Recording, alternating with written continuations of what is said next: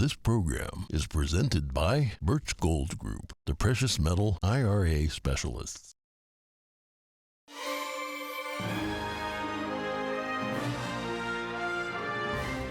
Good morning. In today's headlines, a mysterious laptop, business dealings in Ukraine, and the 2020 election. We take a look at the first installment of the so-called Twitter files released on Friday.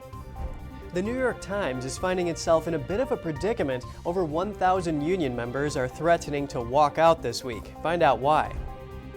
A new vaccine with breakthrough potential in the fight against fentanyl. Texas Governor Greg Abbott says it could help save thousands of lives in Texas alone. Over the weekend, almost a dozen cities around the world came together to stand in solidarity with protesters in China. We have more on the events.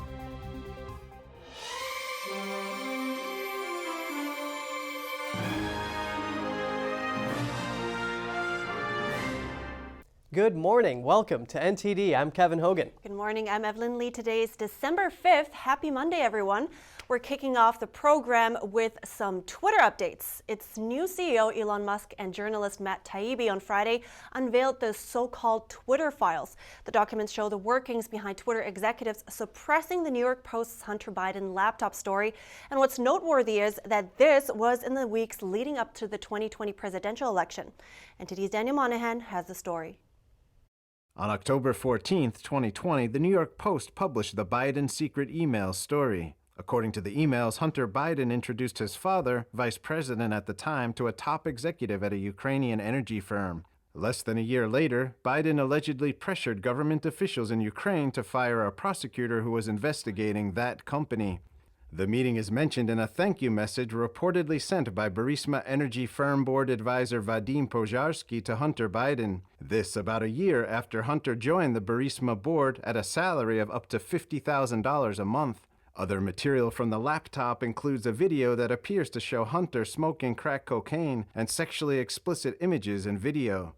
Taibbi published the so-called Twitter files in a thread on his Twitter account. The tweets contained communications among Twitter employees on how to excuse their decision to censor the Hunter Biden report. One email dated October 24, 2020 appears to show a Twitter executive sharing a list of 5 tweets allegedly identified by people from the Biden campaign.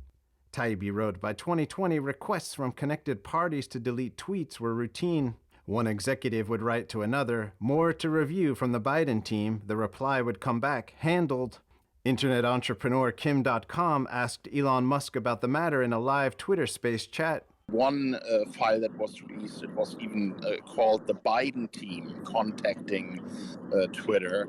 I mean, that is election interference, isn't it? If Twitter is doing one team's bidding before an election, shutting down dissenting voices on a pivotal election, that is the very definition of election interference. To suppress the Hunter Biden report, Twitter executives marked it as unsafe, limiting its spread, and blocked it from being directly shared via the platform's direct message function. Taibbi noted that such extreme restrictions were reserved for content such as child pornography. Messages between Twitter executives show some confusion, with one executive writing, quote, "I'm struggling to understand the policy basis for marking this as unsafe." Frankly, Twitter was acting like an arm of the Democratic National Committee. It was absurd. For sharing the Biden laptop report, then White House Press Secretary Kayleigh McEnany was locked out of her account. Musk commented on the media's response to the Twitter files. Well, they're trying to turn it into a nothing burger because they were complicit in deceiving the American public. Representative James Comer says the Twitter staff involved will face questioning. Here's Comer on Fox News. Every employee at Twitter who was involved in suppressing the Hunter Biden laptop story will have an opportunity to come before Congress and explain their actions to the American people. Musk wrote he had also seen a lot of concerning tweets about the recent Brazil election. He wrote, if those tweets are accurate, it's possible that Twitter personnel gave preference to left-wing candidates. Meanwhile, Donald Trump reacted to the Twitter files, saying, a massive fraud of this type and magnitude allows for the termination of all rules, regulations, and articles, even those found in the Constitution.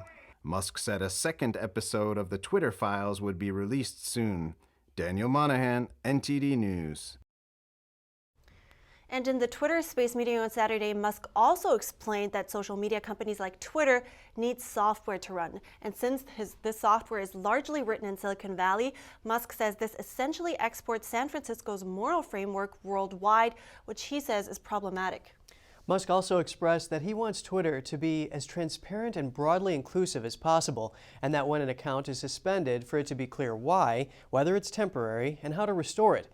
He says he wants Twitter to be a force for good for the future of civilization. And Texas Governor Greg Abbott has just visited the University of Houston to tour the fentanyl vaccine lab. The university's researchers are making a potential breakthrough vaccine to fight fentanyl-related deaths. Here's more on that story. The University of Houston is developing what Texas Governor Greg Abbott calls a game changer in the fight against fentanyl. The governor visited the university's Drug Discovery Institute lab to show support for the new fentanyl vaccine. Fentanyl is now the #1 killer in America of people between the ages of 18 and 45. The DEA administrator said that fentanyl is the single deadliest drug threat our nation has ever encountered. Colin Hale is one of the leading researchers on the vaccine. He says if approved, this vaccine could build antibodies against fentanyl and block it from getting into the brain, which can help avoid overdose deaths. There is a major problem with opioids in this country, overdose and opioid use disorder. Present treatments are not adequate, so we need a different strategy, a different way of addressing this problem. Researchers say the vaccine is intended for people with fentanyl addiction who are trying to recover or those who might be unexpectedly exposed with the drug, like law enforcement. All of these strategies together can save hundreds, if not thousands of lives just in the state of Texas on an annual basis alone. The governor also says he signed a new law to increase penalties for fentanyl distribution and is urging lawmakers to legalize home fentanyl test strips. NTD News, Texas. The New York Times Workers Union has given the company an ultimatum. Over 1,000 employees are threatening to walk out and strike for 24 hours if a new contract isn't completed by Thursday. NTD's Jeremy Sandberg has more on the union members' demands. We want a fair deal, and we want it now. That's what the New York Times News Guild demanded in a statement posted on Twitter. They say the walkout pledge was not a decision they made lightly, and that the New York Times is just a blank page without Guild members. The published pledge says wage offerings being presented do not account for record inflation or reflect the value of employees' work. Members threaten a 24-hour work stoppage if progress is not made at the bargaining table. They say if the bargaining committee calls for a stoppage, they will give the company roughly 1 week to resolve the matter and come to a final deal. Over 1,000 Guild members signed the pledge. Demands include wage increases, honoring health insurance and retirement benefit expectations, remote work flexibility, and reworking the performance evaluation system, which members perceive as biased. The Guild also submitted a letter to the company's top leaders, laying out members' concerns. They pointed out the media company has distributed hundreds of millions of dollars to shareholders and spent over $500 million acquiring new businesses in 2022. While at the same time lecturing employees about the dire economic future the organization is facing. The newspaper bought Wordle and The Athletic this year. A spokesperson from the New York Times stated, "While we are disappointed that the News Guild is threatening to strike, we are prepared to ensure the Times continues to serve our readers without disruption. We remain committed to working with the News Guild to reach a contract that we can all be proud of." The walkout will take place Thursday if a deal is not reached by then. Jeremy Sandberg, NTD News. It's been a week since a deadly fire in Urumqi, China killed more than 40 people. That's after COVID lockdown barriers prevented firefighters from putting out the fire. The tragedy ignited widespread protests in and outside the country. Now the Chinese Communist Party is seeking out demonstrators and arresting them.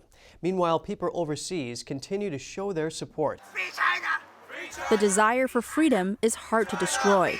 More than 300 people gathered at Carnegie Mellon University in Pittsburgh, Pennsylvania Saturday in solidarity with protesters in China. At Penn State University, around 50 students came together in a concert for democracy. As a young generation, the future is belong to us. I know it's horrible, it's scary, but we have to stand up for ourselves. You don't have anyone else. You gotta stand up for yourself. And trust me, you're not alone. There's people out there wanted to, fight for our liberty, fight for the people back at home. We're all in this together. So. A student from Hong Kong says he has been waiting for this day for about 3 years, ever since the 2019 protests in Hong Kong. I'm really happy to see that people in China are finally having the courage to rise up to stand against the Chinese Communist Party, and just like Hong Kongers did 3 years ago. So I hope to support them in their fight for freedom, and together I believe we can bring down the Chinese Communist Party. Another protest in Boston saw a person from mainland China threatening to shoot the organizer of the event. He was arrested by police and later released. This was the fourth rally in a week in the Boston area, showing support for the White Paper Revolution and those protesting in mainland China. Hundreds in Canada gathered in Toronto and Montreal. In Montreal, a student from McGill University says he used to be pro-government, but after seeing what's been happening in China for the past few years, he's changed his mind. He said although he used to interfere or disrupt activities that supported the resistance in Hong Kong, he has since realized the evil of the Chinese Communist Party, or CCP, and is now standing on the right side. One organizer says the zero COVID policy is not the only disaster created by the Chinese Communist Party, and if the Communist Party does not step down, there will be one disaster after another. She encourages all Chinese people to stand up and says only the Chinese people can overthrow the CCP. I feel there's hope for the Chinese people. There's hope for China. The protests for freedom continue in New York, Los Angeles, Sydney, and other areas around the world. Around 40 U.S. senators sent a letter to the Chinese ambassador warning not to respond violently to peaceful protesters, or else, in their words, there will be grave consequences for the U.S.-China relationship. And still to come, Russia has rejected the oil price cap from the West. It now says that they won't sell oil that's subject to a Western price cap, even if they have to cut production. And a huge holiday parade in the city of brotherly love celebrates a multitude of winter holidays. We hear from spectators and participants after the break.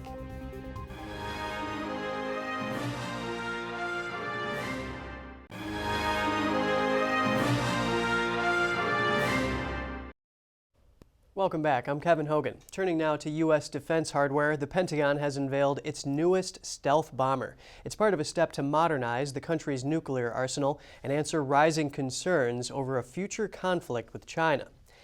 The B-21 Raider is the first new American bomber aircraft in over 30 years. The program is largely classified. The public got a sneak peek in a tightly controlled ceremony at the Air Force's plant in Palmdale, California. The rollout aids the United States' three-pronged nuclear strike capability from air, land, and sea, bombers, silos, and submarines. The U.S. is shifting from counterterrorism campaigns of recent decades to addressing China's rapidly modernizing military. Defense Secretary Lloyd Austin says the B-21 isn't just another airplane, it's the embodiment of America's determination to defend the Republic. 50 years of advances in low observable technology have gone into this aircraft. And even the most sophisticated air defense systems will struggle to detect the B-21 in the sky. Let's talk about the B-21's durability. You know, we really don't have a capability unless we can maintain it. And the B-21 is carefully designed to be the most maintainable bomber ever built. China is set to have 1,500 nuclear weapons by 2035, and the Pentagon says the Chinese regime poses the biggest threat to the U.S. and the international order, given their gains in hypersonics, cyber warfare, and space capabilities. And Russia is rejecting a price cap on its oil and says it won't sell oil that is subject to a Western price cap, even if it has to cut production. The Russian Deputy Prime Minister said the price cap would trigger a supply shortage and destabilize global energy markets. According to him, the punishment is also a gross interference in free trade. The country is now working on mechanisms to prohibit the use of a price cap. The G7 nations, Australia, and the EU have agreed to cap the price at $60 per barrel. That means as of today, participating countries will only be allowed to buy seaborne crude that is sold at or below the price cap. European Commission President Ursula von der Leyen said that's to reduce Russia's ability to finance the war in Ukraine. Heading now to Southeast Asia, an update on the latest eruption of Indonesia's highest volcano, searing clouds of gas and rivers of lava. That's what came out of Mount Semeru on Sunday. It's on the country's most densely populated island. Hundreds of residents had to flee to temporary shelters or safe areas. Luckily, no casualties were reported so far. Falling ash blanketed several villages and blocked out the sun.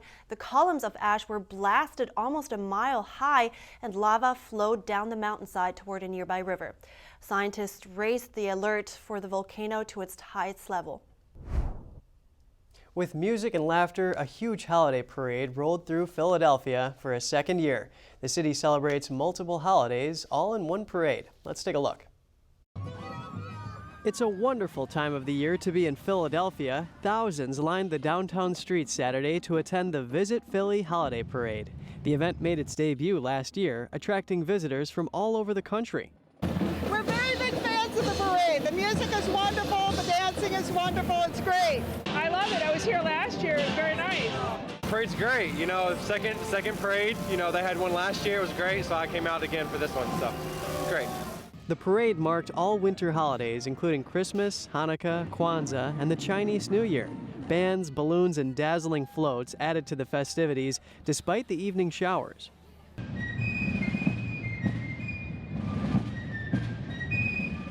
This was a lot of fun. It was great to see the Christmas spirit out, and the weather is wonderful. And it's so great to see everyone out in the street and doing some shopping and exploring some historic sites. And we're just really enjoying our time out in the city tonight.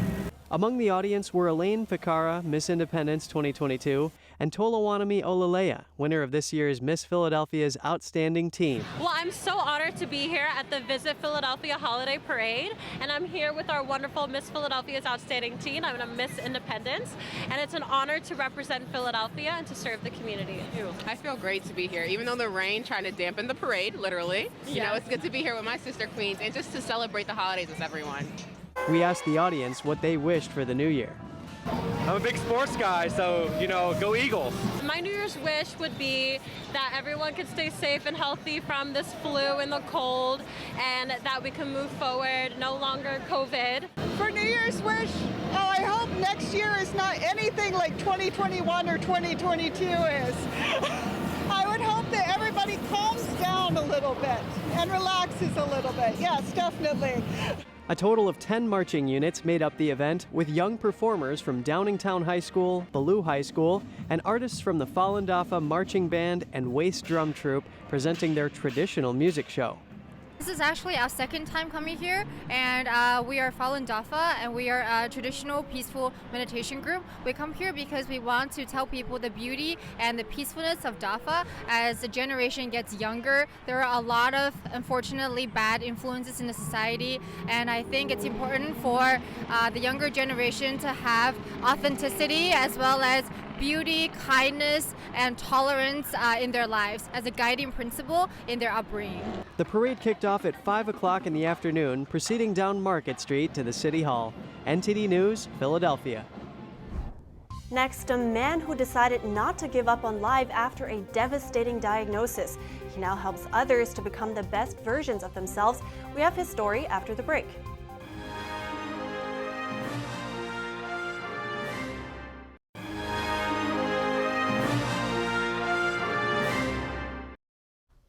Welcome back. I'm Evelyn Lee. We continue the program with an astonishing story. Chris Freer is the founder of Upbeat Life. He helps people change their outlook on life. But just a few years ago, a diagnosis devastated his own multiple sclerosis. I spoke to him and he recalled that moment for us. That time, I have always been a businessman, and I was working. I had 4 pubs, they're public houses, places where people go and drink, and I had a couple of clubs on the go as well.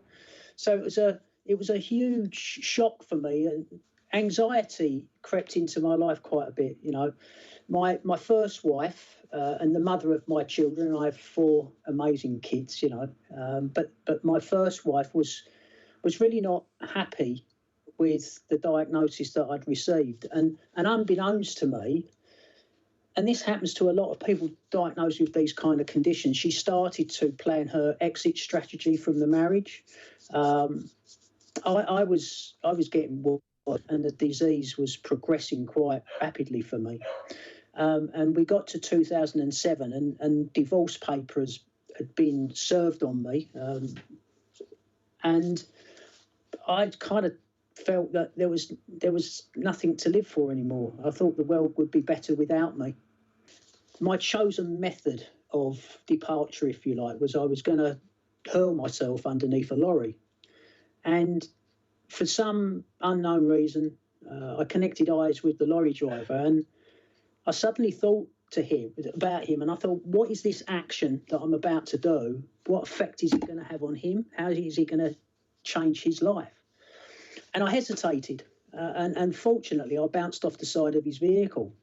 But that started a thought process for me, because I thought, why did I have compassion for him? And I'd never really had any compassion for myself. I hadn't spared a thought for my children or any other people that know me, and how it would have affected them. And it started this opportunity for change for me. You know, I could build a new life. That's really interesting, because in that kind of despair, the first thought you had was for the other person and was to find compassion for the other person. How did that, because fast forward now, you seem healthy. You said you haven't been in your wheelchair for a long time. How did that shift to finding compassion for yourself as well? And, you know, how were you able to stay this healthy? It started a process for me, and in a way I need to skip forward a little bit, because 2008 has come, and my neurologist, because the illness was progressing really quickly for me, he'd ordered what is called an enhanced MRI scan. But 2010 came, and an amazing thing happened for me. A new lady came into my life, you know, and I realised that there was someone that was prepared to love me. And I'm now proud to say that she's my wife. And we are very happy together. But it was change. I started to look, although I was in a wheelchair, but it wasn't something that I wanted. I wanted change, and I wanted to start to find positive messages around this condition. And they are out there. You know, you have an amazing person in America called Dr. Sarah Stanzik, who's a person, a lady with multiple sclerosis like myself, and she's taken control. And I wanted to, in a way, mimic what they were doing. You know, I wanted to do the things that they were doing to keep themselves healthy. So I changed my diet. I started to look at the movement that I could do, and changed my mindset as well. And I found that I felt as if I was taking control of the condition. Instead of it ruling me, I was beginning to rule it. It somehow sounds so easy, but was it? No. I do get told off by people for making it. No, none of this has been easy. I mean, my journey, and I still do fall over. I still do struggle. I still have days when things are not working as well as they should do. None of this has been easy. But the big bit is I've never given up. I've never given up. And I won't give up. Wow. And now you also want to go beyond that and help other people deal with their disability. So what is it that you think you can give them? I want to encourage other people to realise that they have so much more control around their health than they believe that they have. You know, we have one major strength, if you like, in human beings. We have choice. We have that ability to choose, and we can choose what we are consuming, you know. So that's the strong message that I'm trying to put out there, yeah. And I'm sure this happens in America as well, is that whenever there's a an article, a news article around multiple sclerosis, it's always prefixed with people suffering with, yeah? I want to change that word. I want to change that word. I want people to think, you know, people living with, people affected by, you know, because you can live with these conditions, and we have a huge amount of chronic illness happening in modern society now. We can live with it and we can control it. I truly believe that. I was going to say via diet, exercise and what we think, and it's all about the choices that we make. The choices that we make. We must choose to take control. On that note, we will have to end it here, but thank you so much. I found this, what you had to say was very empowering, and I'm sorry that all of this happened to you, but at the same time, you know, all of this wisdom came out from this hardship that you had. So, well, just thank you for sharing this with us. I appreciate it. Chris, thank you very much for your time. Thank you so much. Thank you. He says that after he started to take control of his life, he needed the wheelchair less and less, and that's despite the doctors telling him that there would be no way around that. Wow, what a story. And you know, Evelyn, it is inspiring that compassion was able to help him pull out of it. Yeah, I absolutely agree. I found it astounding that the first thought he has was of the other person, and I generally just have so much respect for that kind of willpower. I can't imagine. Yeah. Well, we're ending the program on that note. Don't forget to write us at goodmorning@ntd.com. Thanks for watching. I'm Evelyn Lee. And I'm Kevin Hogan.